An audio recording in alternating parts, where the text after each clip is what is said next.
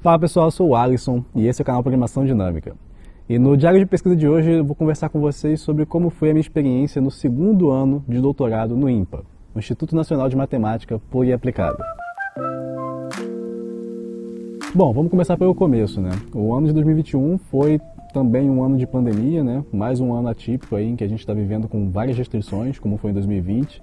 Então, lá no INPA a gente, né, sofreu com esse impacto, obviamente, teve que mudar o modelo de aulas, né? Eu particularmente acho que existe uma perda em termos de interações e oportunidades que a gente não tem ali no ambiente presencial, mas também, né, existem outras vantagens, assim, em termos de não ter que se deslocar, em poder ver as aulas gravadas, enfim. São coisas das circunstâncias aí, né, que a gente tem que aprender a lidar.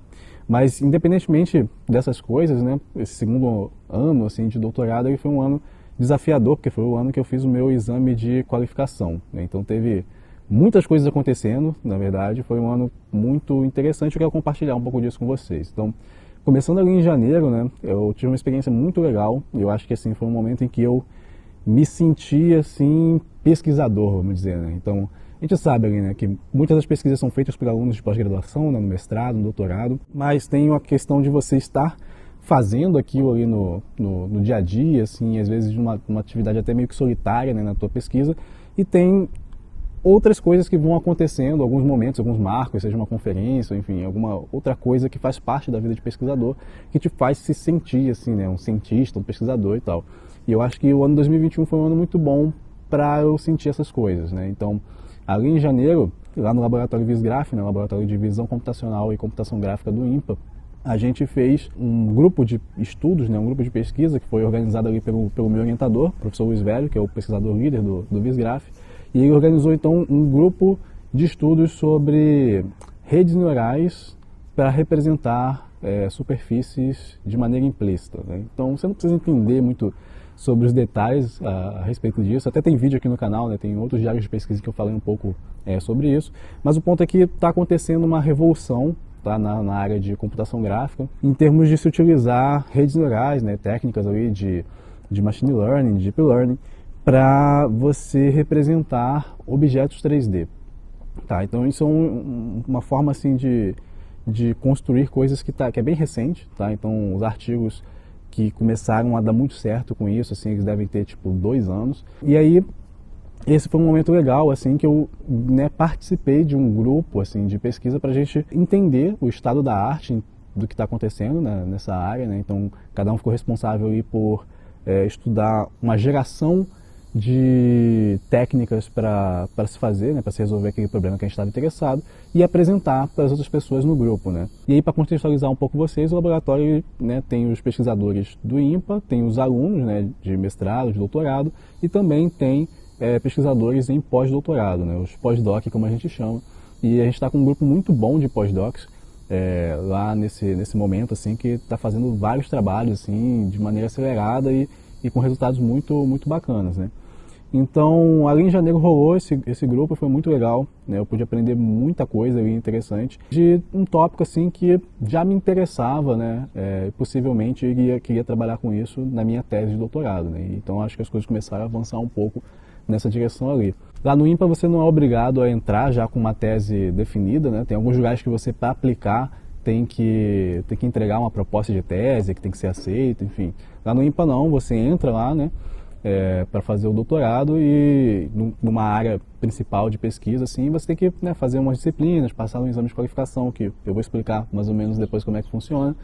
E no meio desse processo, né, você descobre ali o que você está interessado. É claro que tem gente que já tem, né, um interesse prévio em algumas coisas. Eu já tinha uma ideia mais ou menos de uma grande área que eu queria trabalhar, essa área que mistura computação gráfica e inteligência artificial, mas no tema específico, assim, eu não tive essa pressão de definir algo logo antes de entrar. Então, para mim, é muito interessante assim, me expor, né, ter essas experiências de entender o que está acontecendo em várias áreas de pesquisa relacionadas a coisas que eu gosto, né, para poder identificar realmente um problema do tipo, cara, isso aqui eu acho que eu quero perseguir mais isso aqui e ver como é que eu posso contribuir nessa área, né.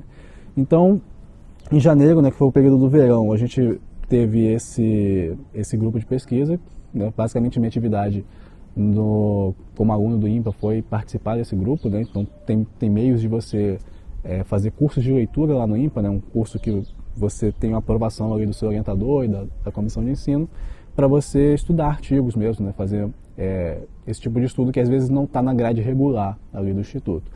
E aí depois veio o período de março a junho, e aí nesse período teve duas coisas importantes, vamos assim dizer, né? Então, uma delas é que eu fui monitor de uma disciplina, né? Fui monitor da disciplina de Sistemas Gráficos 3D, que é uma disciplina que está com o seu foco nessa parte de AI Graphics, né? Então a gente pôde estudar ali técnicas de inteligência artificial para computação gráfica, e eu já tinha feito, né, no ano anterior, em 2020, a disciplina como aluno, né?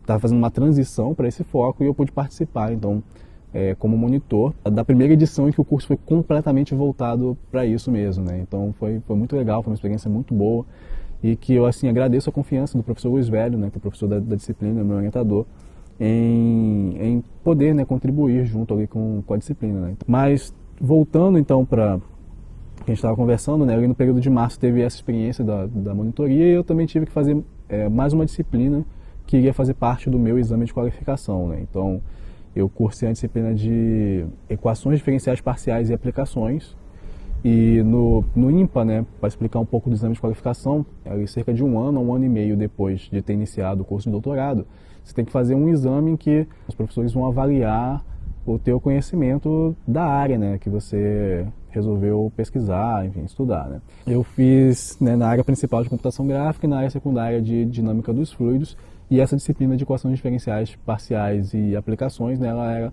dada por um professor da área de dinâmica dos fluidos. Então foi uma disciplina que eu estudei bastante, essa de EDPs, né, pensando ali no exame, e eu acho que foi uma experiência legal, tanto pelas coisas que eu aprendi assim, de diferente, tanto por conseguir fazer algumas conexões com coisas que eu já tinha interesse. Eu gosto muito de falar, né, quem já me veio falando pelo Twitter, enfim, pelas redes sociais, que todo conhecimento está conectado, e eu gosto de fazer essas associações com coisas que, às vezes, né, no primeira observação, assim, pode parecer diferente do que você está vendo, mas que por trás ali você vê que as coisas se conectam e se explicam, né?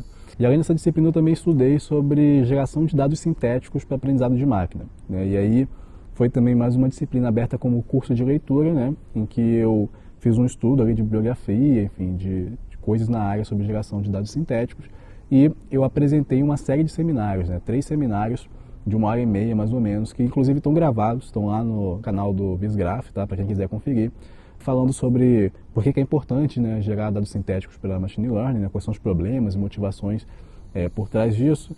Também falando sobre quais são as técnicas, né, e ferramentas de computação gráfica mesmo, né, que você poderia utilizar para gerar, construir um cenário 3D e dentro daquele cenário você adquirir os dados para o seu trabalho, né. Então é muito mais trabalhoso às vezes a gente fazer, né, tirar fotografias ou coletar imagens na internet de coisas para montar um banco de dados e depois você tem que anotar isso, né? Tem que dizer o que é que tem ali, aqui é um gato, aqui é isso, enfim, as anotações variam dependendo do tipo de tarefa que você quer resolver e dentro de um ambiente simulado, né? Um ambiente com uma engine de game ou um ambiente de modelagem 3D, você consegue fazer essas coisas de maneira automatizada, né? Então, basicamente, a motivação por trás disso seria essa.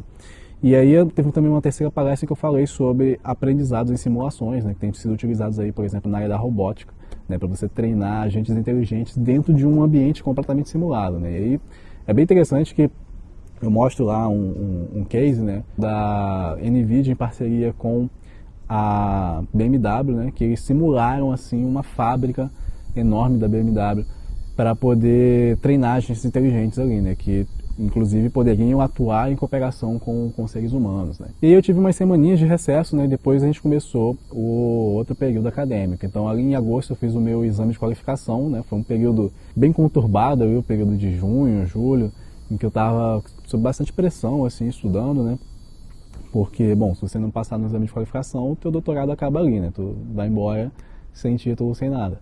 Graças a Deus deu tudo certo ali e a vida seguiu, né? Normal. Então foi um período ali que eu me envolvi mais uma vez com monitoria, dessa vez com a monitoria da disciplina de Fundamentos e Tendências de Processamento de Imagens para a Visão Computacional. E aí foi uma disciplina que foi focada em GANs, né, em modelos generativos adversários. Inclusive aqui no canal eu comecei a fazer alguns conteúdos de Deep Learning, né, de redes neurais com PyTorch, e falei um pouquinho de GANs, pretendo falar um pouquinho mais baseado até em coisas que eu vi nesse curso, né, que ajudei a construir em algumas aulas de laboratório. Então foi legal também, né, ter essa experiência. Eu também assisti mais uma aula que eu achei interessante, foi um curso que eu nunca vi abrir ali no IMPA, de Teoria da Informação, né? Então um curso novo assim que eu achei interessante, achei que as ideias também poderiam me ajudar em termos de coisas de pesquisa. Também foi um período que tiveram várias conferências acadêmicas, a gente falou de algumas delas lá no Crawler, o quadro novo que a gente criou aqui no canal, né, um programa ao vivo que a gente faz no último sábado de cada mês. E uma delas foi o CIBGRAP, que inclusive aquele momento de estudo, né, aquele grupo de estudos que a gente fez lá em janeiro, rendeu esses frutos da gente poder depois publicar um tutorial no CIBGRAP falando sobre representação de superfícies implícitas em redes neurais, né. Então tá até gravado também lá no canal do CIBGRAP, vou deixar o link aqui embaixo para quem quiser depois aprender, né, tá em inglês porque é uma publicação de uma conferência acadêmica, né, mas para quem puder, né, e tiver interesse, fica a recomendação. Depois de passar o exame de qualificação, teve várias coisas que destravaram aqui, né, na minha vida, assim. Então, realmente era um período que eu estava muito focado ali em estudar só para aquilo e tal. E a gente estava postergando algumas coisas, como por exemplo, o lançamento da U4IA, né, nosso programa de mentoria em ciência de dados, inteligência artificial. Isso foi algo que aconteceu depois do exame de qualificação. Também teve o nosso casamento, né? Então, finalmente, eu e a Kizzy, a gente se casou. E a gente organizou um casamento assim muito rápido, né? Foi uma doideira porque a gente basicamente decidiu e começou a fazer as coisas ali de agosto até novembro, né? A gente casou no dia 20 de novembro. Então também foi algo que estava ali, né, segurado pelo exame de qualificação. Mas enfim, eu fico feliz que o ano foi bem agitado, né? Teve muitas coisas, mas foi tudo dando certo, né? Dentro de todas as restrições que a gente tem aí desse momento, a gente conseguiu se organizar e, enfim, continuar vivendo, né? Tocando a vida e sendo feliz da maneira que dá, né?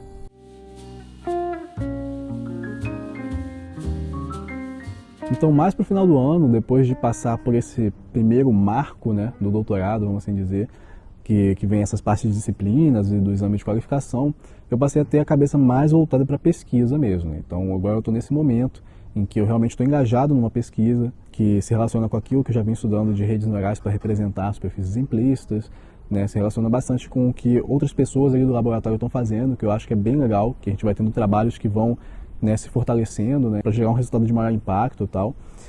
E então eu estou, né, envolvido com isso, assim, né, tendo reuniões periódicas ali com o meu orientador, inclusive nesse período aqui do iniciozinho de 2022, né, e a gente está realmente numa direção bem promissora, assim, de muita coisa interessante que está surgindo e a gente está trabalhando numa direção que está dando bons frutos, né. Então agora em 2022, né, esse ano aí, o terceiro ano do doutorado, eu me vejo mais preocupado em publicar, em trazer ali novos resultados de pesquisa, né? Então pode ser uma experiência um pouco diferente do que eu vejo algumas outras pessoas, né, fazendo, porque tem gente que já entra no doutorado, né, até pela exigência do programa, já entra sabendo exatamente o que vai pesquisar, né, tem um plano de pesquisa, etc, e já começa trabalhando nessa linha, e às vezes consegue publicar ali um pouco mais cedo, né, mas eu gosto do formato do IMPA, né, que você entra no doutorado, né, e você vai fazer umas disciplinas e vai tendo tempo para se expor a outras coisas, até ganhando maturidade, né, vendo como é que as coisas funcionam,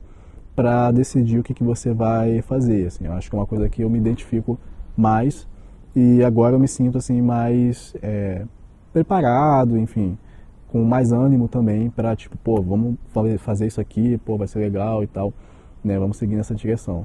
Para quem viu o primeiro vídeo do ano do canal também, né, um vídeo que eu falei sobre como fazer currículo, né, mostrei inclusive como eu fiz o meu próprio currículo e qual a estratégia que eu montei ali para ele, sabe também que eu estou interessado em fazer, né, uma experiência internacional, fazer algum tipo de intercâmbio, né, de pesquisa, né, algo que realmente seja voltado ali a quem está fazendo doutorado. Tem várias empresas que oferecem esse tipo de estágio, né, e eu estou aplicando, assim, estou procurando coisas que, né, áreas que estejam fazendo pesquisas do meu interesse e aplicando também. Então eu diria que essa também é um objetivo aí para o ano de 2022 em termos de doutorado, de pesquisa, né, de carreira acadêmica. Se você tiver qualquer dúvida sobre doutorado, sobre carreira acadêmica, sobre o IMPA, sobre matemática, enfim, sobre qualquer assunto aí relacionado, você pode colocar aqui nos comentários. Tem muita gente que me manda mensagem, né, às vezes nas redes sociais ou e-mail mesmo, né, fazendo perguntas sobre a minha experiência no IMPA, sobre questões, né, que às vezes elas estão passando ali e projetam no futuro, eu respondo também. Então, né, não se acanhe assim, né, em tirar esse tipo de dúvida, tá certo? Lembrando que nesse ano de 2022 o IMPA completa 70 anos e está rolando uma programação especial nas redes sociais, lá no canal do IMPA, contando um pouco dessa história e também novidades no cenário da matemática, né? Então vamos prestigiar essa instituição de renome internacional que a gente tem aqui no nosso país. Esse vídeo fica por aqui. Muito obrigado e até a próxima.